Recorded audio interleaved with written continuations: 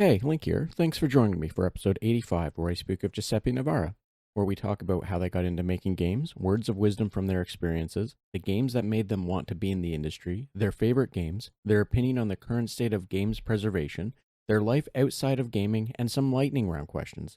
Before we get started, don't forget there are links in the episode description that you can follow to learn more about Giuseppe as well as the podcast. Also, don't forget to like and share the episode, and without further ado, enjoy episode 85.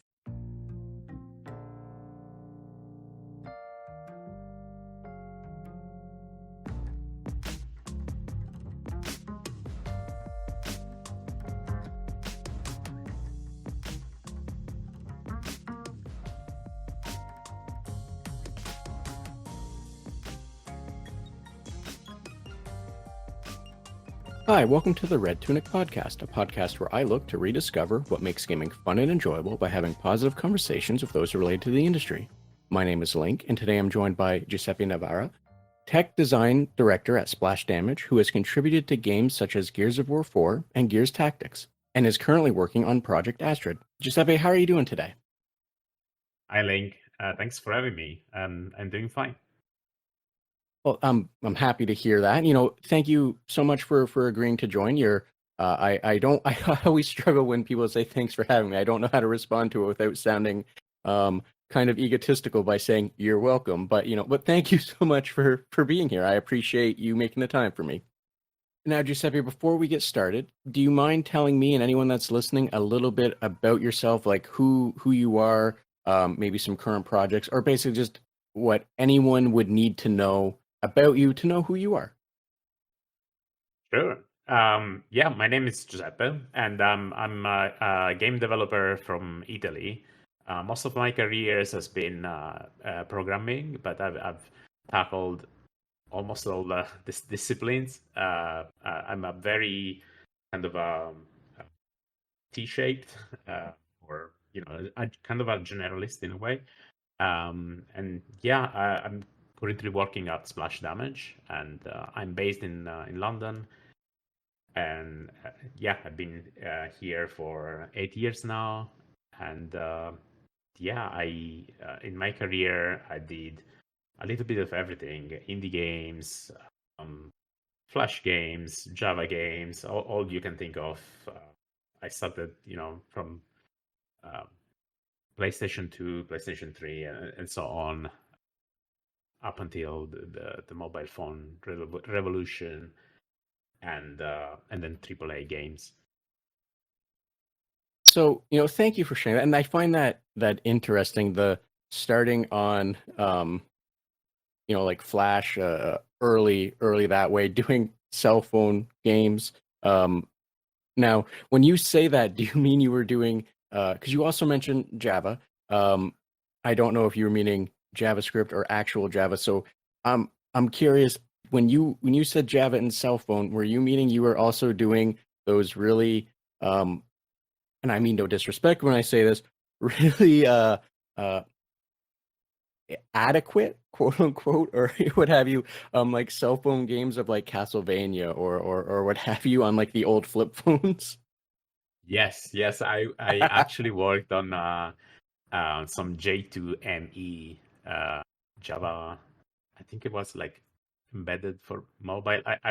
I don't remember what the actual like meaning in, but J2ME was the name. It's yeah, it was Java before the smartphones. Essentially, mobile phones started to kind of run Java applications, and yeah, so there was that kind of gap between the very early mobile phone games that were just assembly based with like snakes on Nokia phones and whatnot, and the smartphones. There was this weird period of time where mobile phones essentially ran Java, and people started making games, and they were very very clunky. Obviously, because you had that rubber keys, you had very. It was wild. It was absolutely wild. The phone resolution, the screen resolution was tiny, but it was also like very different from device to device. It was just a super wild, and the games were adequate is kind words, I think. Yes, you 100% got what I was dancing around. But yeah, and that's always a wild point of time for me to think about because I'm 36. I had an old flip phone, an old Samsung flip phone that could play some of those games. I bought a few of those games, even Castlevania, for example, because that's the only one that I remember and can think of actually saying. So that's why I said asked about Castlevania as an example. Um, and like for anyone that's listening and doesn't know, um, cell phones used to be horribly dumb little things, and they were even worse when trying to play games on them that they were not made to really handle, and it was always, as you said, overly clanky. It was always a mess. So, um, I'm I'm happy you survived whatever that era was because I imagine some people did not for um how nonsense it would have been to get all of that working. I imagine. Yeah, I'm actually like just this couple of like few weeks ago, I actually kind of tried to search for a couple of games that I worked on an old hard drive. Sadly, I wasn't able to find anything. But yeah, it's also like the games preservation. I'm a absolute fanatic about games preservation, and sadly, this J2ME era of games is one that is kind of in danger of like disappearing. There are, on archive.org, there are people that are uploading some of those games, and oh, it's a Java micro edition. That's what it is, J2ME. But yeah, sadly, they're not very easy to set up, to emulate, or even to find. Yes, as I've seen some YouTubers or other devs talking about that, and for anyone that's not aware, that's wondering why it would be so hard, because in many cases, if I'm not mistaken, those games were made for a specific set of phones, or that version of the game was made for a specific set of phones, which meant if you want to play, like in my case, to play that Castlevania game it only worked on, or it was the version that was only for like 3 or 4 Samsung flip phones during a small period of time, and like a different version would have been for one thing, and what have you, what have you, what have you. So to like some of these games didn't get multiple widespread versions. So, like you said, it would be a very difficult thing to emulate because you would have to effectively emulate like one phone that existed for a brief period of time because back then just like now with smartphones being all over the place in different versions, flip phones was a or not flip just phones in general was a very wide market that just went all over the place and would have been the next new one out and support for the last thing gone, right? Yes, and yeah, I remember when I was developing that kind of games, I had at least 10 different phones on my desk with all, a couple of Nokia phones, Motorola, whatnot, and I will just test for compatibility, like all with all these phones, like my game, and there was always like something wrong with one of them. It would be the performance, or the sound was not playing because they would play like MIDI files back then still. So it was just absolutely wild. Even if they all just run Java, so you could run essentially the same code, but there were so many little differences that it will just break your game in very different ways that it was a kind of a nightmare, yeah, to make a game for that uh, in that environment. But yeah, I did that too. It's a kind of a super niche kind of thing, but yeah, it was a brief period of my career. So, thank you for entertaining my questions on that one, by the way, because as you said, it is super niche, and I don't know how many people I've spoken to at this point that have worked on or contributed to that era or that form of gaming, I guess you would put it. So like getting to just ask some or talk about it a little is for me it's a really interesting thing. But I won't bore you too much more with that. I brought you here for other purposes, so I won't beat that horse any further. However, you did say that you started doing like Flash, cell phone, working through the eras from back then to modern consoles, I should say, 'cause, everything from early to now. And I'm wondering, how is it that you got into developing and making games? Because I'm sure there's something that caused you to go from point A to point B, and I'm curious what that would be. Yeah, so there are several factors actually. I kind of always wanted to make games. I mean, I had my first computer when I was around 7 years old. It was like a 286, so DOS based. And then a few years later, I had like a 486, and by then it was like the mid 90s, so I had like Windows 95 and so on. But the very first one, it was this DOS based 286 PC.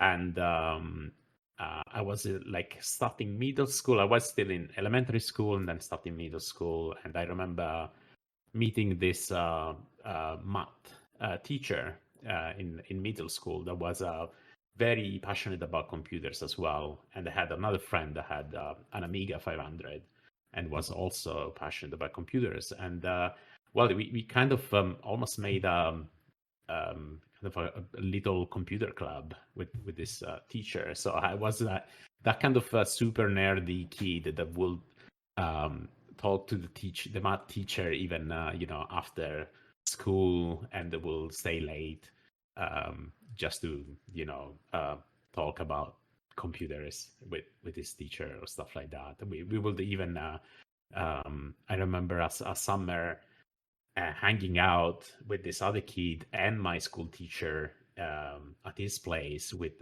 his kids, wondering why we were even there, and kind of because he had gotten a modem, and that was the first modem I ever saw, and that was the first time I got to see the internet and this insanely cool kind of thing. And essentially from there, I begged my parents to get me a modem, and finally I got one.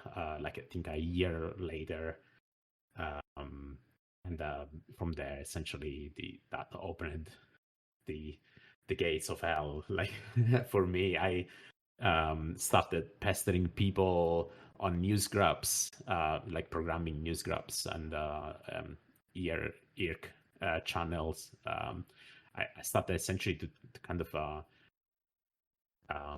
started my quest of discovering how to program and how to make video games. That was it essentially. I slowly after that, I remember begging someone on a programming news grub or a mailing list to essentially send me the download of Visual C++. Was it still is the most famous IDE for C++, for programming in C++ by Microsoft. And that was like the 6.0 version back then. And I remember it was just it wasn't easily available. It was expensive, and it was also not easily available back then. And this kid in this news club had like essentially a pirated version, and he made a CD-ROM for me and actually shipped, because back then obviously the modems were so slow that you couldn't download something like that very easily. So he actually snail mailed me this CD-ROM with this version of Visual C++, and I kind of started from there. Really, I knew I programmed in Turbo Pascal and other little things before that. I remember playing with click and play, though it's also almost like um, no programming required kind of environment to make video games. So I kind of dabbled a little with that kind of stuff. But the moment where I kind of started learning for real, quote unquote, about programming was when I got a modem and I got this version of C++. And it's essentially, I downloaded the DirectX SDK, and I started studying DirectX. DirectX, by the way, is the very famous graphics library, 3D graphics library by Microsoft that kind of led to the Xbox.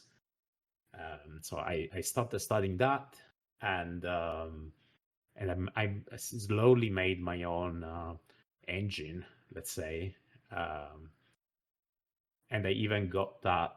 I don't have anything. Suddenly, I lost like all this old stuff. I still have one single picture, thanks to the fact that I at some point in 2003 I sent a letter to essentially the Italian equivalent of PC Gamer, a video games magazine in Italy that was called Giochi per il mio computer. And they published my letter where I was kind of boasting that I was making this 3D engine, and I also had my own little forum and web community. I was essentially kind of self-promoting myself to them. Yeah, they published the letter. That also allowed me to kind of increase my user base, quote unquote. Like I got several dozen more people that subscribed on like my forum back then, and I'm still in contact to this day with a few of them because they got into the industry as well. But it was like a small community of passionate people that wanted to essentially learn to make games. So, thank you for sharing all of that. That's really interesting to go from a 286, effectively from a 286 all the way up to making your own engine in the early 2000s.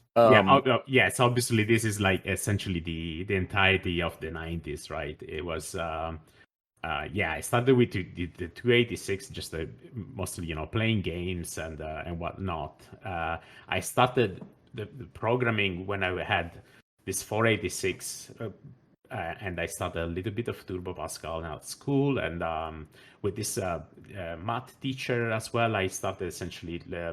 I remember looking at some of the very early DOS-based like 3D software back then. There was like PovRay, maybe the first version of 3D Studio Max, like that kind of stuff. And I had learned by then a little bit of programming, but nothing really to actually make games. It was mostly small stuff. And I remember loving also using Click and Play and the Div Game Studio, that there were two software packages essentially to make games. But then from there, I essentially started to actually learning properly how to make games at the end of middle school, beginning of high school. So I think I was like 13, 14, where I actually started, let's say, programming for real. And that's what I was meaning by it's wild. It's interesting and wild to know that the start of that journey was a 286, and like I'm old enough to remember that era to a degree. A friend of mine, they had a 386 of the turbo. I had a Pentium 120. So I was probably 7 around that time of like in Windows 95 coming out. I was about 7. So like I know of those things, and I know of the trials and tribulations that you would have went through to even get some answers and for things to work. Like you mentioned, someone sending you the C++ compiler environment or what have you, IDE, um, on a disk because back then, um, it would have taken, like you said, forever and a day just to download something. And what I always found amusing about C++, like I can't remember the one compiler I started with when I went to school, but the other one was Borland, and um, we were all encouraged to acquire one of them and use that one at home and then compile in Borland, I believe it was, when we went to class, because Borland cost, I think, like five, six, seven, $800 for a single license or something like that. Well, the other one was free, but Yes. not that great. It was fast and loose on how it did certain things. So like just the wildness of um of back then having to find a compiler that you could get and then having someone send it to you because uh, there isn't really any other way it would have worked out, right? Yeah, yeah, it's exactly that. And that back then it was also very like remember I was a kid and I essentially gave a complete stranger my full name and my address and everything just to and when my parents received this parcel essentially like addressed to me, like it wasn't a usual thing, oh, someone from like northern Italy or whatever sent Giuseppe did this package and with CD-ROMs. So how do they know him? It was kind of a wild kind of. I had to explain a lot to my parents that day essentially, but I at the end they let me keep the CD-ROM and that was it. Which, I imagine at this point, looking back, was a fabulous thing. Otherwise, you might not be where you are had they not let you keep CD-ROMs that had things like a C++ compiler from a complete stranger sent to you as a child. Yeah, exactly. Now, Giuseppe, I'm also curious from your experiences of, getting into making games and your journey. Do you have any wisdom that you can share from what you've learned? And, one of those things I imagine in today's climate is probably don't give your full name and information out to a stranger on the internet. However, other things might still be just as valid. Yeah, yeah. I mean, I guess like nowadays it's everyone knows names and even more. You can see pictures of people kind of all over the place. Well, regarding the game development, I'd say one thing that has not changed, like getting into the industry, is hard. It requires a lot of hard work, and but more than that, it requires for you to be very persistent.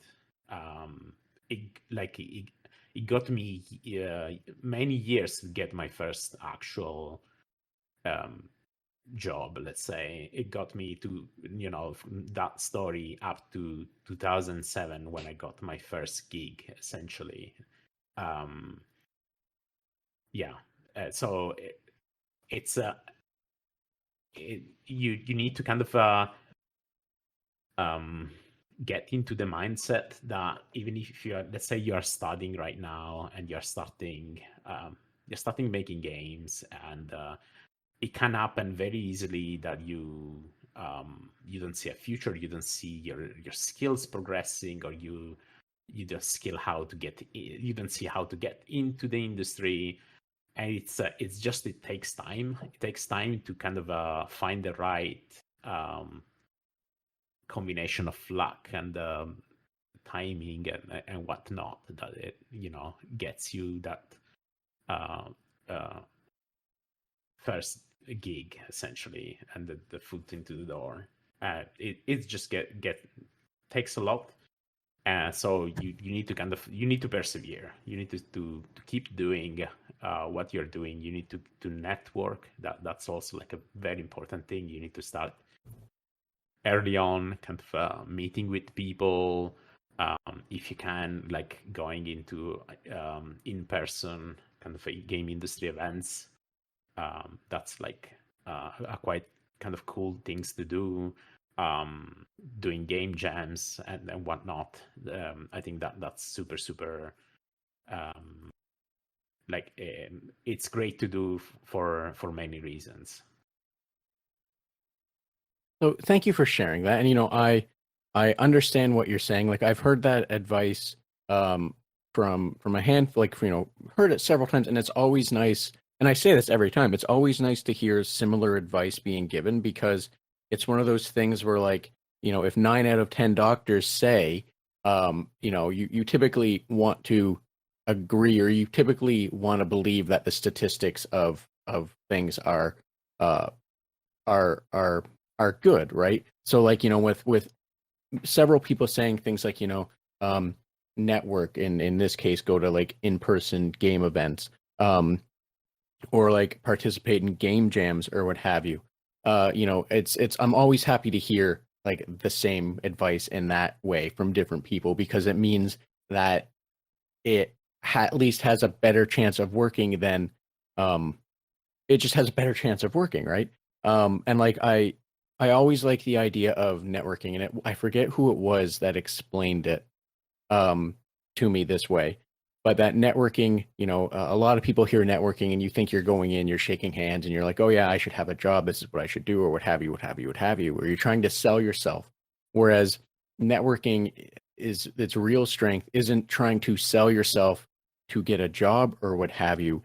It's just trying to be known with people, not expecting anything out of it more than like a mutual respect or friendship or something, on that level.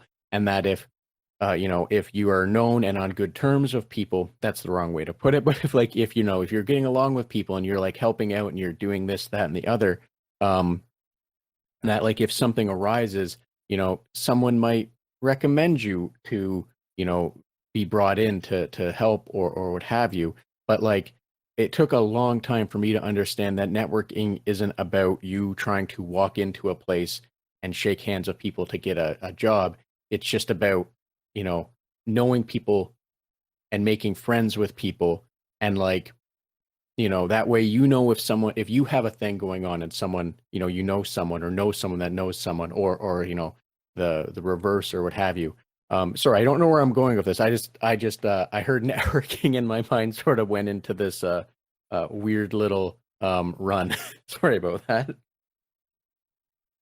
No, you're totally right. It's for me, like early on, the networking was essentially I was quite isolated. I'm from Sicily in Italy, and obviously back then there were no gaming companies in Italy. I mean, in Sicily, but in Italy there were just a few. Now the situation is a lot better, but still, small indie companies that are kind of in the country. But yeah, back then, essentially, what I did, not even knowing that I was doing this kind of networking, essentially, I created with a schoolmate. We made this forum with this website, and I sent this letter to this magazine. We got a bunch of people um, that we connected with a bunch of people from all over the country, essentially, and we kind of kept this little community of wannabe game developers, a kind of a pre-indie boom kind of community. Actually, over the years, it transformed into an indie games kind of a larger kind of a website and kind of thing that I was an admin of until I left the country, essentially. And yeah, that was my way of networking with people. We ended up organizing the very first um, um, global game jam in Rome, for example. And yeah, we did so many things like that. But some of them were later on, like in person, but even earlier on, even just connecting with people and kind of making friends, and then those friends kind of started working in interesting places in the industry, and now even I essentially know, like I'm super grateful essentially that I started with that community, and then that allowed me to kind of take my first steps into the industry, because like I remember one of the first jobs I had was I was contacted by someone that was in that community, and they went like, hey, we know about these people that they need someone to port some of their games to another platform and whatnot. So we kind of it kind of worked that way. Essentially, you never know when an opportunity kind of from where it can come from, and it's important to kind of have lots of different connections essentially.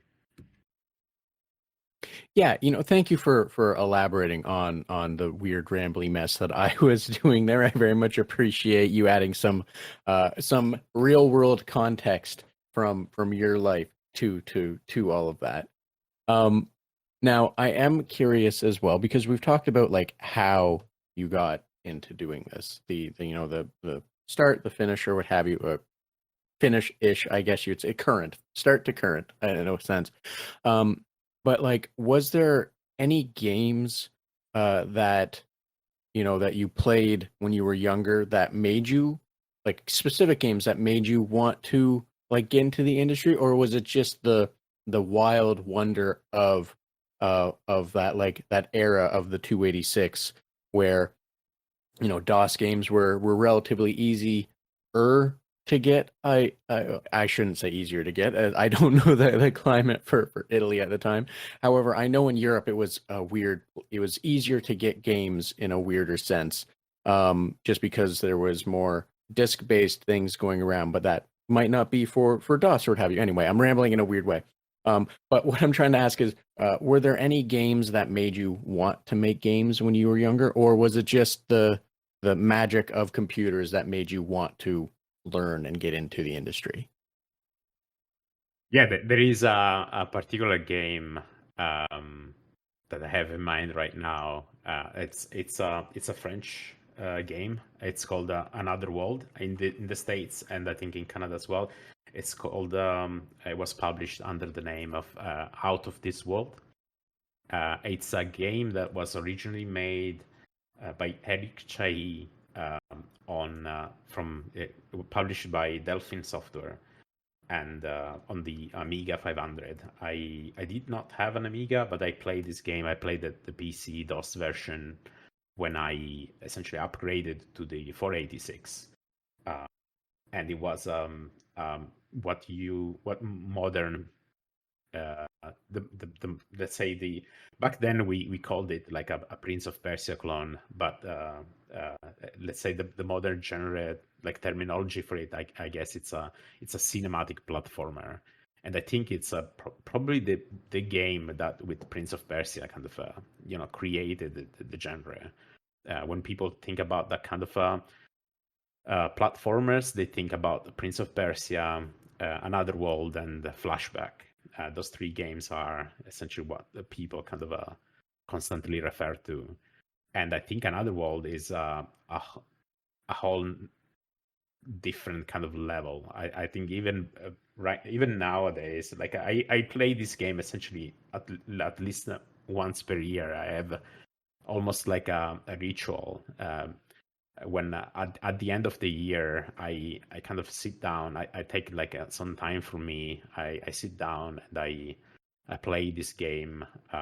It's a very short game. You can complete it if you know what you're doing. Essentially, in 20-30 minutes, you can just sit down and have like a playthrough of the entire thing, and it still holds up.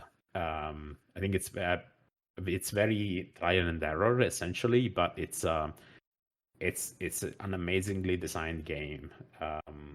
It holds up very well. And the thing that kind of made me the thing that was different about it was that it opened like a movie almost. It opened with the title screen. There was this beautiful cinematic, and then there was the words by Eric Chahi. So immediately you get the author of the game right there on the screen. With the white letters, it appeared like by Eric Chahi, and then music by Francois Freitas and so on. So I still remember like that that screen, and I remember thinking someone made this. Like, video games are not just things. Like, it's actually made by a person. Like, someone made this thing. They wrote the graphics, and the graphics were something that you could they were very stylized. They were very unique because it was a polygonal game. It was a 2D game, but it was made with polygonal shapes.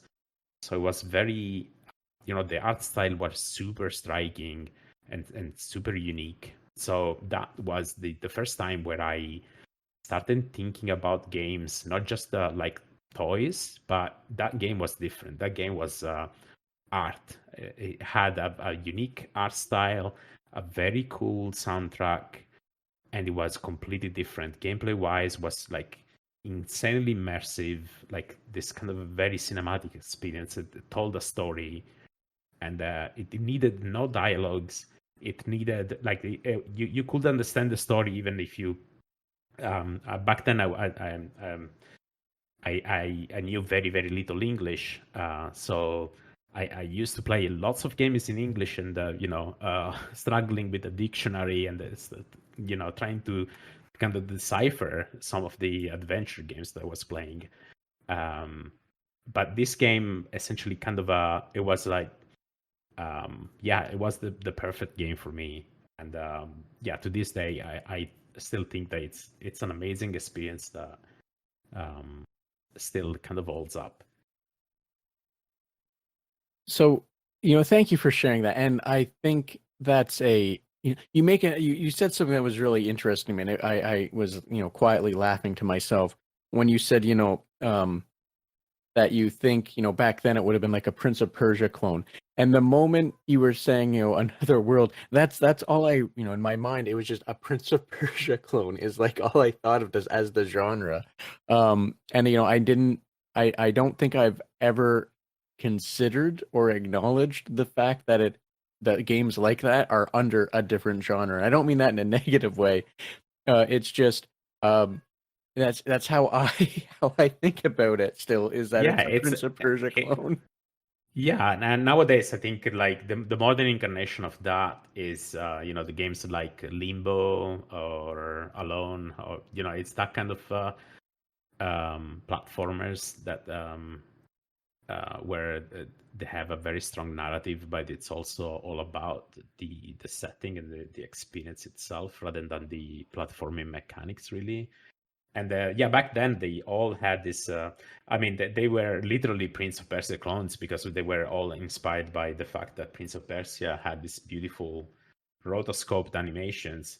Although Another World actually released the same year that the DOS version of Prince of Persia came out. So I don't know if it was actually influenced by Prince of Persia, or it was influenced rather than that by Karateka, by the Jordan Mechner's previous game that used like rotoscoping. But essentially, there were these two games, Prince of Persia, that came out a little bit earlier, but it was also technologically quote unquote inferior. It's still a game that I absolutely love. I'm a massive fan of Prince of Persia. I'm actually in the middle of reading Jordan Mechner's memoirs. Like he just published the English version of this beautiful comic book that's called Replay.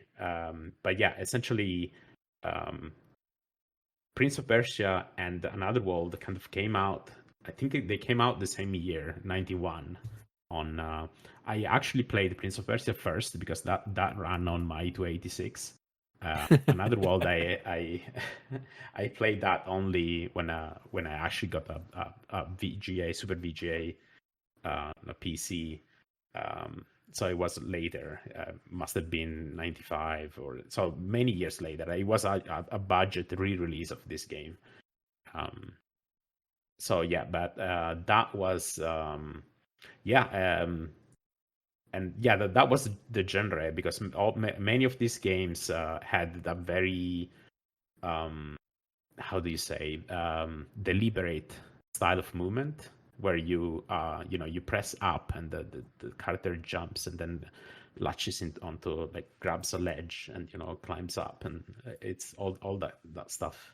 And I think nowadays they're referred as cinematic platformers, but I think that's the that's where they come from. So, one, thank you for sharing that, but also thank you for giving me the not Prince of Persia clone title. Because like I said, I've never paid it much mind, the title, the genre, I guess, that they've appropriately slid into. So yes, thank you for sharing that, as well as thank you for letting me know the actual genre name for the wide variety of games that now effectively fall into that category. Now, I am also curious. Did because you talked about how you play Another World, how you have like a yearly replay of that. I'm wondering if Another World is your favorite game, or if it is, or if you have a different favorite game. And if so, if it is Another World, if there was anything more to it that makes it stand apart from them all. Or if it's a different game, what makes it stand apart from games like Another World, which you have dedicated, once a year kind of time to? Yeah, I have a few games I return to. Another World is definitely one of my favorites. I'm also like a huge like retro gaming collector. So what I usually do, I kind of get fixated with a platform. I get the hardware. I restore like the old hardware, and I start kind of playing that library of games. So I usually kind of do that. Yeah, I got a few months ago like an old Apple II up and running. So I've been playing. For example, recently I've been playing the original Ultima games as well, and then some all the Apple II legacy RPGs and so on. There are a few games I do return to very, very often. One of my favorite, if not my all-time favorite game, is the original Quake. For example, I play that a lot. It brings me really good memories. Similar to Another World. Another World is more of a solitary kind of experience. Quake for me is a bit different, because it was the first game I played not online. That was Half-Life. But Quake, I played that over the modem. So a modem to modem connection, where you actually had to call the other person's phone, essentially, and you could play with them by directly connecting to their modem. And we used to play that game in 2 or 3 people. Essentially, a cousin of mine had 2 computers that were set up in LAN, and he would also either call me or another friend over modem, and we could play that match in three persons, essentially, in three. And that was my kind of first experience with that match, with that kind of gameplay, fast paced first person shooters. Back then it was when I got my first kind of 3D graphics card as well. So yeah, Quake is another one that I go back to, that, and I know very well. Also, like, people forget, but Quake, you could play the campaign in co-op as well. So you could play, even back then. I used to play Quake 1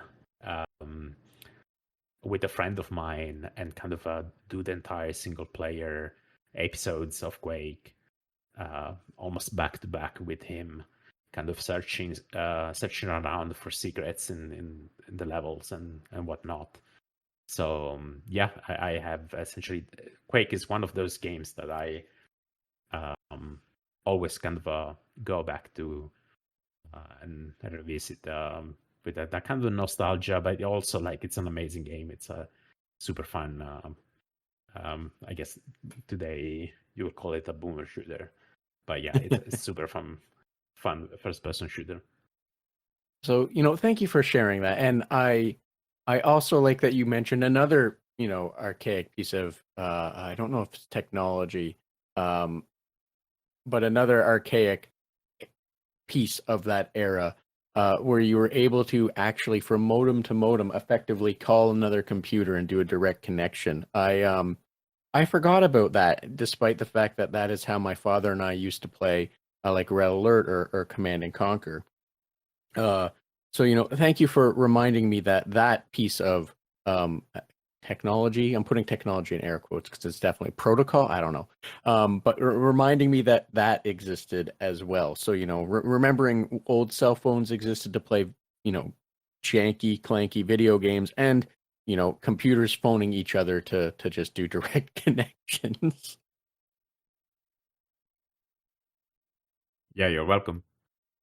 So, Giuseppe, I don't want to take too much more of your time. I do, what I'm getting at here is I have a few more questions that I want to ask you before I let you, before I let you get on with your day or before I vanish back into the ether so I'm not stealing time or what have you.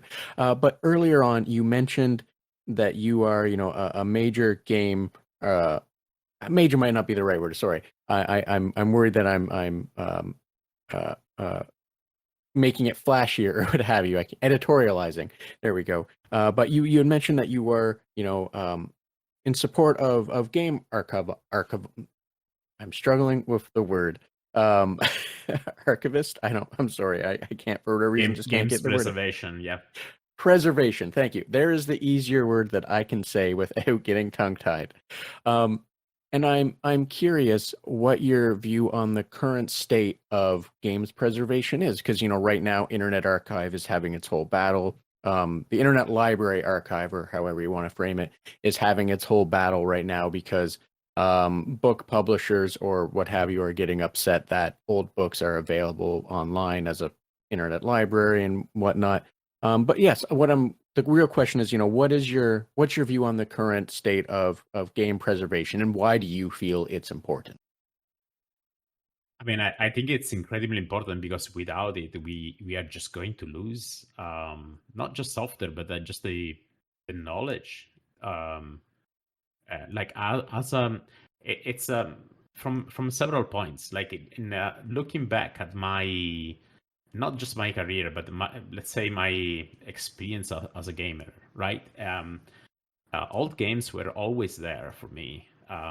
When I say that I got a modem. Not only I had convinced someone to send me like the C++ compiler, but that same guy sent me also like a CD-ROM full of ROMs, of Mega Drive ROMs, Sega Genesis for people in the US, in the same package. And I also remember like seminal websites, like a Home of the Underdogs that hosted indie games, but also like essentially all the retro abandonware, quote unquote. And that was for me the way to how I discovered so many small niche kind of software houses and whatnot that would be completely forgotten by now. So it's not just the part of the actually preserving the software, it's also like the articles and the everything that was like around like a game release. I remember like reading reviews about niche like shareware or indie games, and now that not material is more often than not is completely lost. Archive.org is absolutely amazing because they also host the Wayback Machine. So they not only they have the actual software or books, like um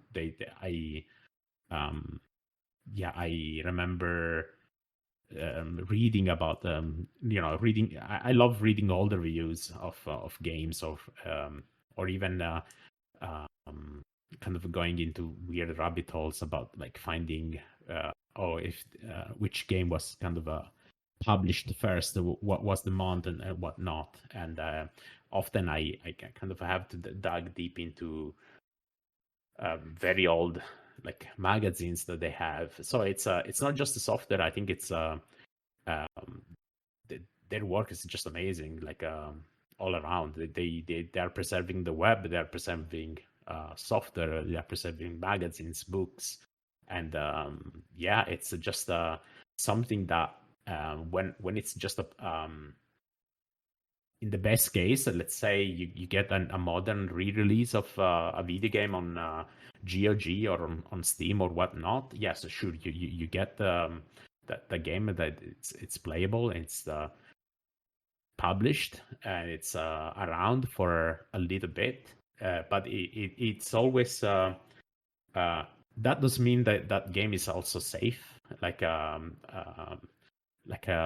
example, just the other day, I wanted to play a specific version of Shadowgate, and now because there is a remake on Steam and on GOG, that's the only version that you can download. And the old the old Windows version of that game essentially got removed by on all the other websites. So yeah, it's just important to have people preserve that kind of knowledge, that different versions of the same game, because more often than not, like portings were made by different people.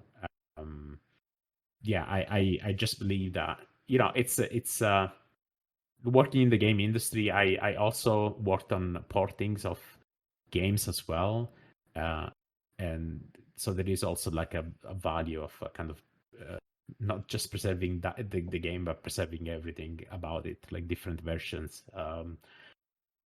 magazines, articles, all the snippets that you can find about its development. And yeah, it's not for everyone, and not everyone will see the actual use, but the more like we go forward, it's weird because someone thinks like that everything, once something is on the internet, it will just stay there, but it's actually not like this. Like we are slowly losing the old internet, quote unquote. And yeah, I think websites like archive.org are as important as Wikipedia or whatnot for preserving that knowledge. So, thank you to speaking to that. And I understand. I don't know if it's the exact same way, but I understand what you mean by we're slowly losing the old internet. And for a lot of people, this might not mean anything. This might just be nonsensical gibberish. And I also apologize if I'm misinterpreting what you're saying or parts of it or what have you. But like for anyone that doesn't know, mostly younger people, the internet way back when, I want to say probably like early 2000s was kind of where the turn happened, or at least where I noticed the turn happening. Prior to that, the internet was like the Wild West. Like before Google existed, or even when Google first started, you had, a whole myriad of different search engines that had varying levels of success, or having, you actually had to use the magic keywords for when you wanted to find something, put stuff in quotes, put plus other words or minus other words, so that way you had things to latch onto or disregard. But like that era of the internet was a different kind of wild, was a different kind of existence in that things just were there.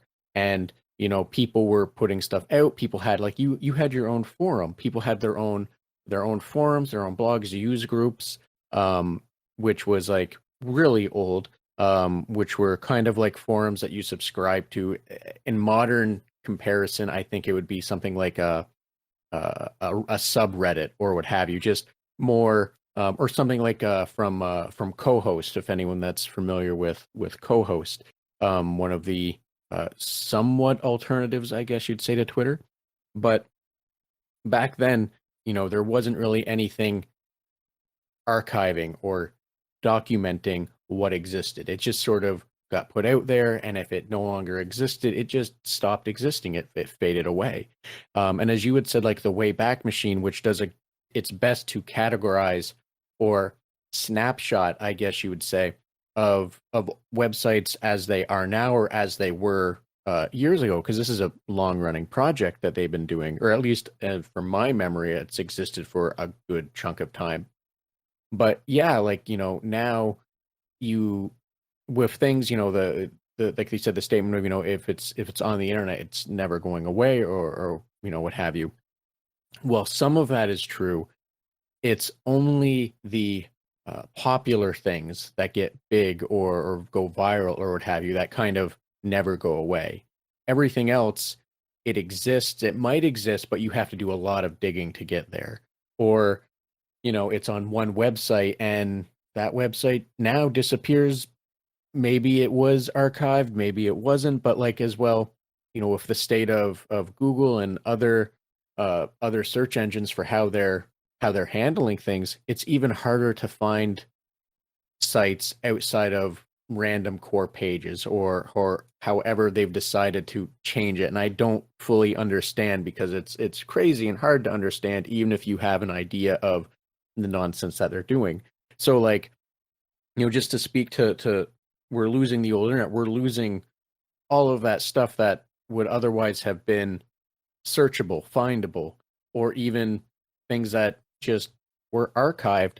It's harder to find those things that are archived. So yeah, just sorry, that was more of an elaboration on some of the things you said and what I thought of that one, the phrase of losing the old internet. But yes, I can, I agree completely that the importance of things like the Internet Archive or Wayback Machine, or that whole, I'm going to call it package suite, if you will, of like the importance of that, because one day we might not have any of it, especially with the way certain companies, what have you, are fighting it, right? Yes, exactly. It's in the best case, most of the time we have a little bit of it, but we don't. More often than not, we are still using information even in the best case scenarios, and it's yeah the so anything helps, like quote unquote software piracy and preservation of websites, magazines, scans, whatever. It's all stuff that helps, because the game industry is not just the games themselves. It's also the people writing the reviews. It's everything around the game. I obsess over game advertising, or game reviews and whatnot. I try to get the full picture of what was going on that year or that month when a game released. And it's more often than not, it's very kind of it's getting harder and harder to kind of reconstruct. Yeah, exactly. And you said something, it just reminded me of it. Like the one of the things that I always found interesting, and it's, you can't do this now unless you like get old game magazines, old PC Gamers, or old Nintendo Powers, or old EGMs, or whatever magazine you want to go with. But even looking at how games, it's interesting to see even how games were advertised, 20, 30 years ago. Like, for example, I used to have this old PC Gamer magazine issue, sorry, where they were advertising blood. one of the old Holy Trinity titles from the build engine. And it was a double page spread, and I'm pretty sure it's double page spread. That doesn't matter. But it was someone sitting in a tub, and it was filled with, blood, or what appeared to be blood. And it was just, blood, you're swimming in it. And it was advertising just the blood game. And it's always wild to me to see those old advertisements, or promotions or what have you, just because I don't think that would exist today, and it's just always nice to see the marketing trends, or the how things were marketed or what have you. So, like, yeah, I'm sorry, yes, I'm elaborating and agreeing with you on everything you said in more rambling mess. Sorry about that. Now, Giuseppe, I do want to ask this as well, because, like I said, I want to kind of wrap it up, let you get on with your day. But I do want to know, outside of games, what do you enjoy doing? How do you relax? And if it is just more games, that is also perfectly valid. Well, I essentially do all the kind of stuff that when I was a kid, my parents were doing, and I thought like that adults were like super boring. I like reading. I love going to museums. Visiting new places.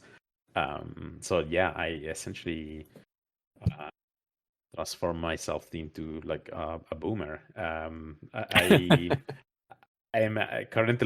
really into chess, so I play a lot of chess as well. Um, yeah, I really like drawing as well. My partner, she's really good at painting, so I'm getting into that as well. It's a proper oil painting. Um, so yeah, that's the kind of thing I do. Absolutely, like yeah, I enjoy also surrounding myself with be it books or movies. Like sometimes like I have I like both documentaries and kind of a work of fiction, and I kind of alternate between the two. I'm reading both like a novel and then a biography or something like that, and I kind of flip flop between works of fiction essentially, and um, studying someone's like lives, or reading about someone's experiences essentially. So, thank you for sharing that. And I have two really quick ones for you. And this one, I don't know a lot about chess, or I should say, I know the basics of chess, and I don't know a lot of the everything surrounding chess. However, um, I'm curious of this one from you, just because from people I've spoken to, this seems like a really contentious thing, and I don't understand how or why. But what are your views on the en passant move? Oh well, it's a very interesting um, meta quote unquote change that they had to do at some point. The ampersand essentially got introduced. I don't remember when. It's interesting talking about chess, because I talk about chess in the same way I talk about video games, and it's to me it's almost like, oh yeah, it's still a video game, but only that the meta quote unquote of this video game is um, often hundreds of years old. Um, but at some point they essentially updated chess, and they introduced this move, the en passant. For people that don't know what it is essentially um, to speed up the game. Even before that, to speed up the game, they at some point someone went like, okay, we are gonna allow pawns to move twice, to move two squares at the beginning. Before that was not a thing. So they added this kind of move to kind of make openings more interesting, but also can kind of speed up the game a little bit. At least that's what I think. Um, and but that created a balancing issue. So as a game designer, you think about how can I balance restore this game, because now you can do like essentially when you can do this move where you move 2 squares, and essentially you put your pawn on the side of an enemy pawn, and in theory they cannot capture anymore, because you essentially you move twice, right? You're now on their side. They cannot capture, because the pawns capture diagonally. They cannot capture anymore. So they introduced this ampersand capture that it's essentially still allows you to capture. So it doesn't matter if the pawn moves once or 1 square or 2 squares, you are still allowed to capture them. So that's just essentially it's a something that they had to introduce to kind of balance the game, because otherwise you could it was essentially harder for pawns to capture each other, because you could do this little trick. So I think it looks a little bit weird, but if you know the history of chess, if you know why it's there, it makes sense. And it's fascinating. It's almost like you can imagine this game update in a way in your mind, if you think about chess like a modern video game that they had updated into chess 1.5 or whatever, and now works this way. Chess, although it's obviously like a incredibly old game, it's still it is still evolving to this day, now with computers, and the fact that you play online in websites like chess.com, and it's super easy to get into chess and to learn about it and to play it. It's nowadays it's essentially like an esport. It's there are more people playing chess online than actually playing over the board. Like I think like 99% of the .9 of the games of chess in the world are played digitally nowadays. So it's kind of fascinating as well. It's now essentially like an esport. So, yes, I understand the latter of what you're saying, and it is pretty wild, the amount of people that got into chess, especially over the pandemic, the boom it kind of saw, which is always interesting. And also, thank you for speaking to en passant, because I like I said, I'm not a very serious chess player. I know how to play it. I understand the general basic rules. And that one was always a funny rule to me, because some people felt it very contentious and did not want to allow those moves. But as you said, it was kind of like a rule update, like chess 1.1 or what have you. And it's always just interesting to me that, different people's takes on it. Some people don't appreciate or approve of it, and other people fully stand behind it. So thank you for speaking to that. It's it's a rule that it's not a new rule. It's something that's been in tournaments for decades, if not 100 years or so. So it's but it's something that if you play chess just occasionally, you may not know. As well, I would like to also ask, because you had mentioned reading books. Is there, if someone was saying I'm interested in picking up a book, and you mentioned fiction, so let's stick with that. What book would you recommend someone check out? Oh, that's interesting. I'm really into one of my, the authors that I like the most are science fiction kind of authors, like anything that spans from William Gibson or Philip K. Dick to even the classics like Isaac Asimov's or Arthur C. Clarke and so on. So any of that, be it like hard sci-fi, cyberpunk, or even something that's more in the realms of quote unquote kind of pulp sci-fi, or things like for the Foundation, for example. I love those books. My favorite books ever is probably Neuromancer from William Gibson. So yeah, it's definitely not something super easy to pick, but it's a great one. So thank you for that, as well as the footnote of it's not always an easy pick. And you're absolutely correct. And for anyone that's not familiar with William Gibson's books, or William Gibbs books, sorry, or I always mix up the full proper name for him. He is one of the fathers of cyberpunk.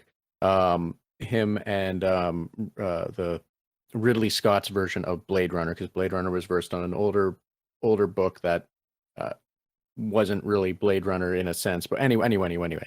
But he is one of like the three main people behind what is now foundationally known as cyberpunk. Except his style of writing is very I want to say technical in a sense. And it can be very difficult to follow some of what is being said if you aren't walking into it aware of such things. So, yeah. So, I understand what you're saying. And for anyone that would, is interested in cyberpunk, his books are probably a great place to start. The Spire series has been running for years. It's a foundation of cyberpunk. Yeah, I myself have struggled to get into it. I'm not saying this from some Actually, horse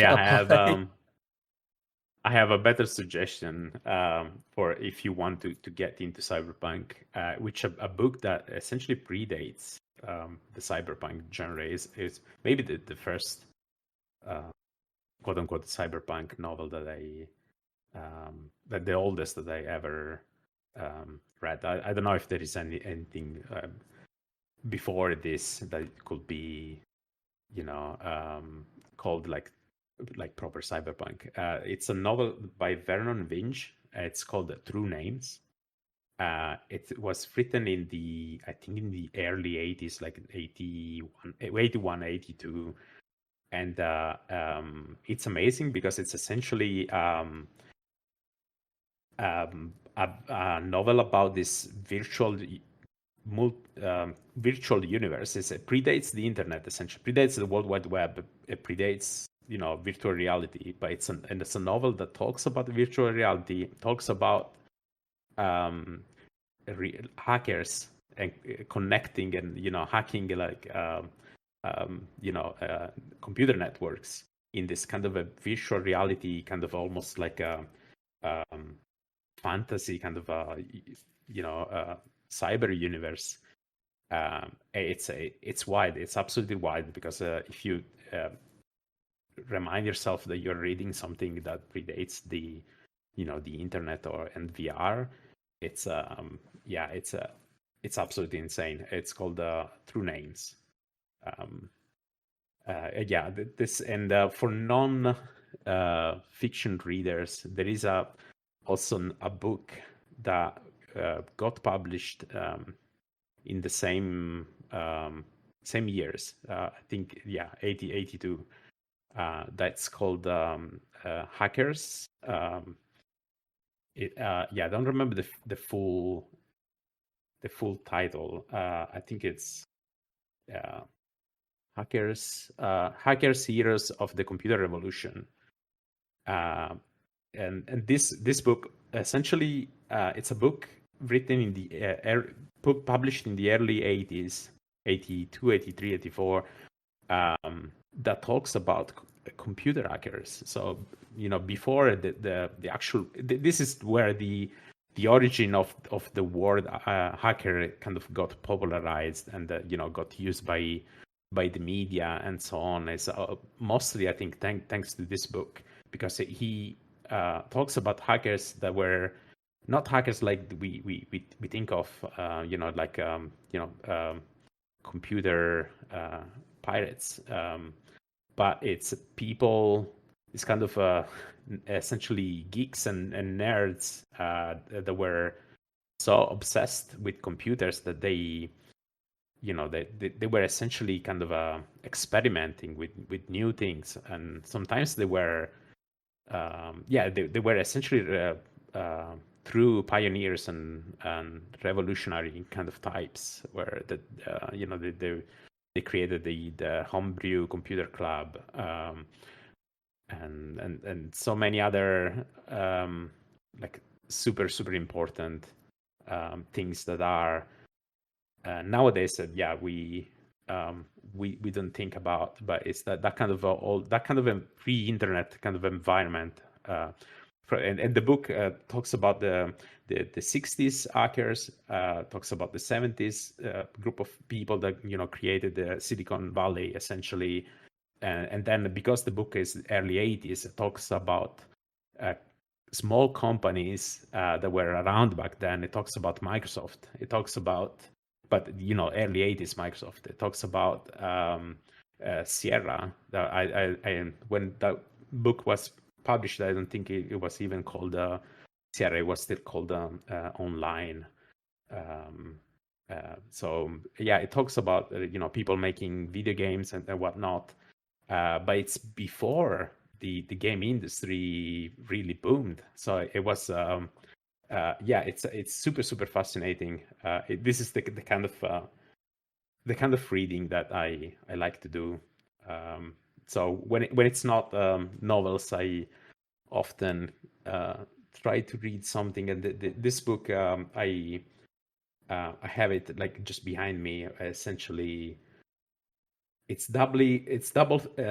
fascinating because of the content, but it's also fascinating because it's such a unique window in this pre-internet, like early 80s era, where it's literally titled "The Heroes of the Computer Revolution," but 84, the computer revolution was not even like what they talk about as computer revolution was nothing. It was like the beginning. It was it was not even the point of the iceberg. Like they had no idea of what was actually going to come.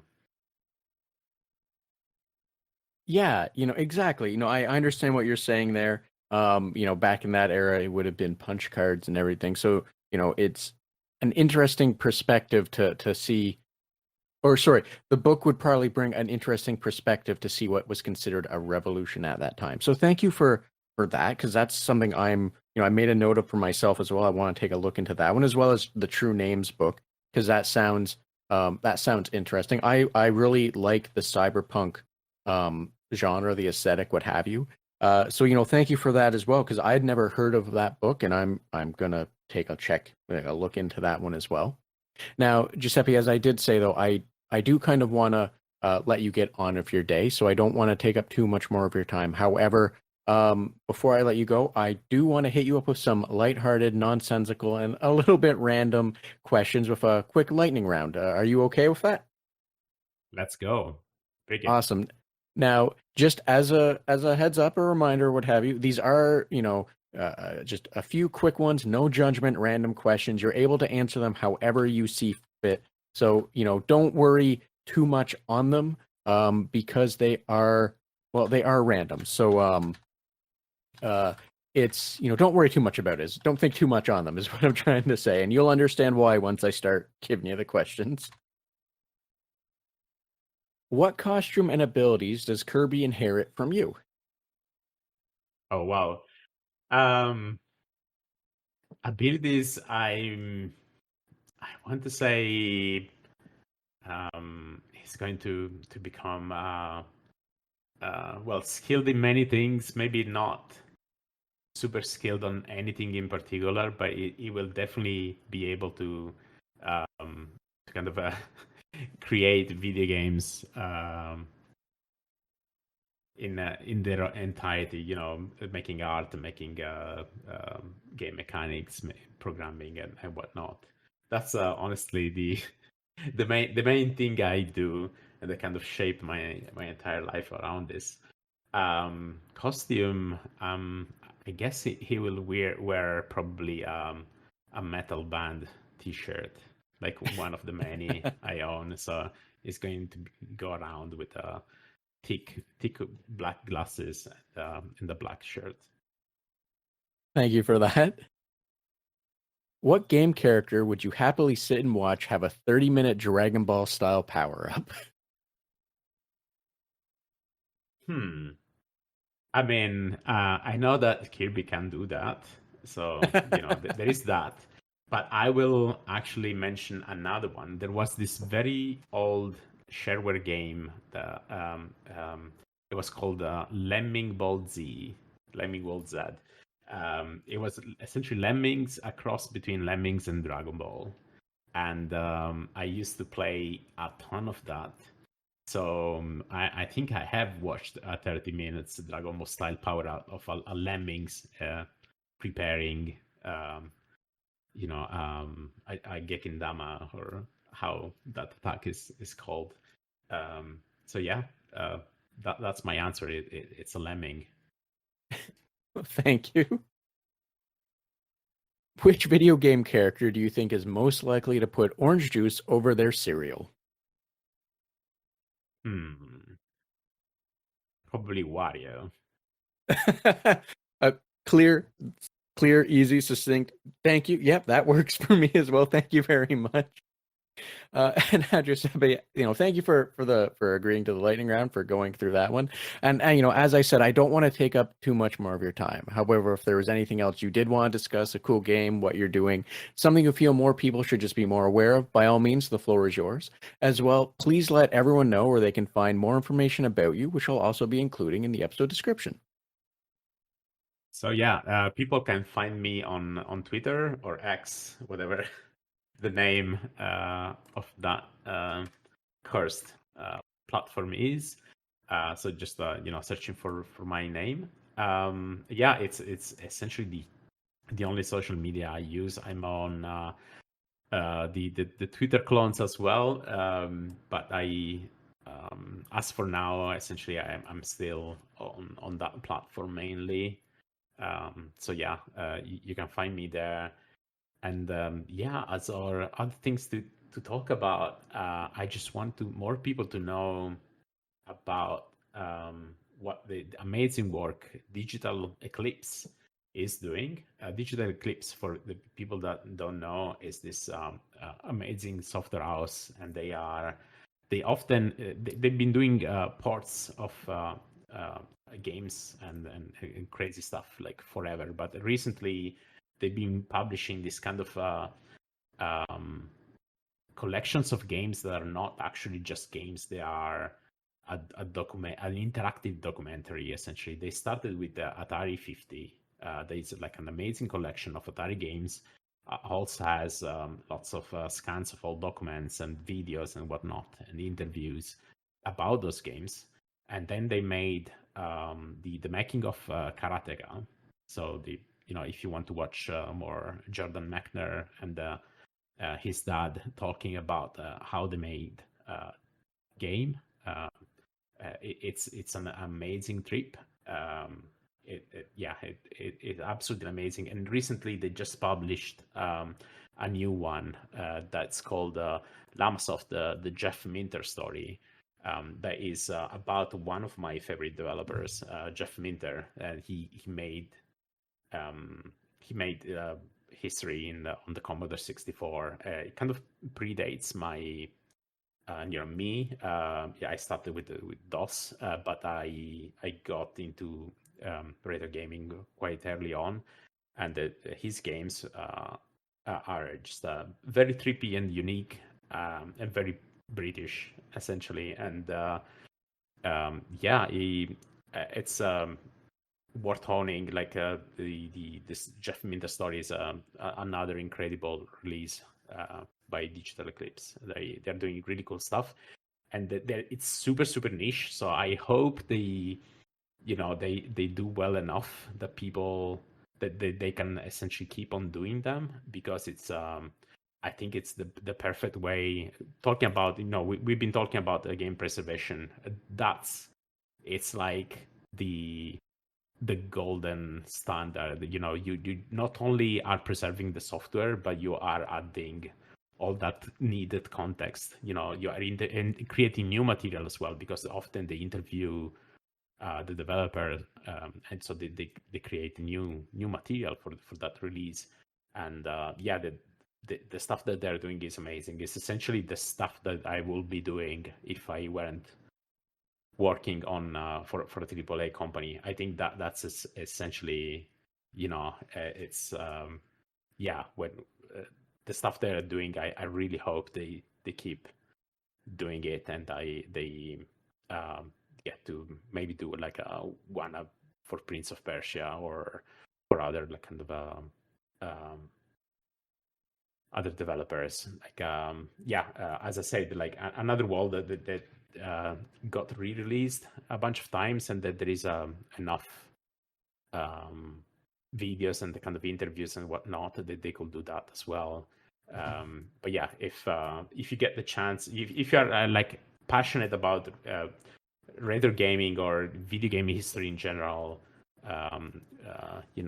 get the making of Karateka, Lamas of the Jeff Minder story, and Atari 50. Probably the easiest to get into is Atari 50, and they're all freaking awesome. So, thank you for that shout out to Digital Eclipse and for what they do. I 100% agree. There isn't anything really I can add to that. As you said, from an archival preservation standpoint, they are doing wonderful things. As just in general, what they're adding to it. So yes, 100%, I agree.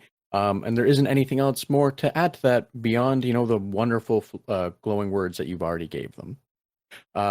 So other than that, though, if there wasn't anything else, Giuseppe, I will let you get on with your day. Thank you. Yeah, this was super fun. It was great chatting with you.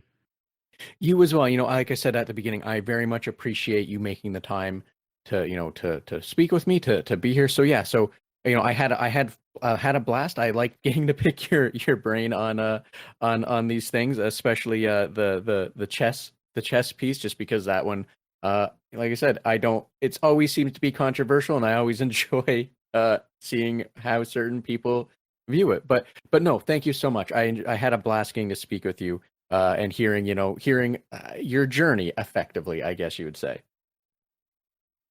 Thanks. Bye. So thanks again to Giuseppe for making time to have this conversation with me, and thank you for joining us on the Red Tunic podcast, as well as a special thanks to Ronald Jenkins for the use of music from the title track from Road Steep. And be sure to check out the episode description for links to socials, websites, and other means that will allow you to learn more about or support Giuseppe and the podcast. While you're doing that, share, like, follow, and whatever else you think makes the algorithm work. Thanks, till next time.